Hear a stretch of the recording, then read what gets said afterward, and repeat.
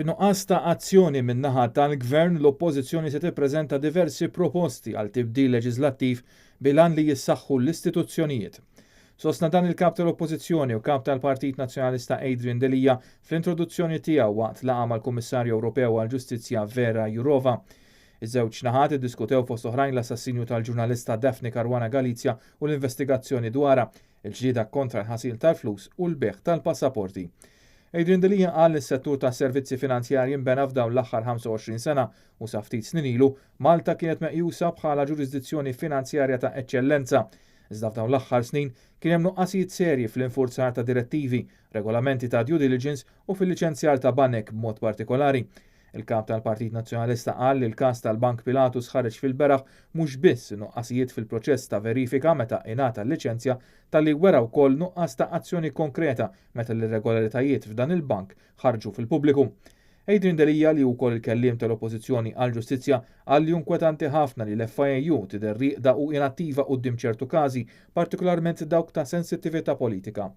Dwar l-assassinju ta' Daphne Caruana Galizia, Adrian Delija qal li dan huwa avveniment xokkanti u inaċċettabbli li qatt ma kellu jiġri f'demokrazija Ewropea.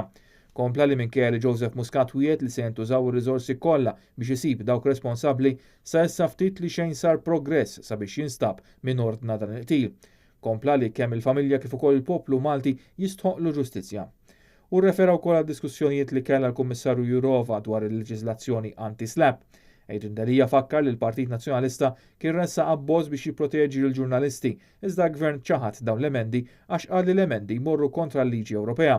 Issa donnu jidher li dan mhux il-każ u Adrian Delija qal li l-Gvern għandu juri rieda li l-ġurnalisti għandhom ikunu protetti u mhux ikollhom sarima.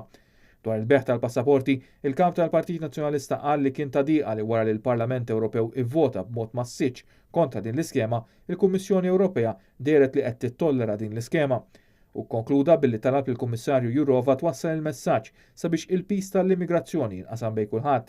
Sostna li fil-waqt li Malta għandha dejjem tosserva l-liġi marittima internazzjonali u l-obbligi umanitarji, l-Oppożizzjoni se tkun spalla ma' spalla mal-Gvern fil-protezzjoni tal-interess nazzjonali.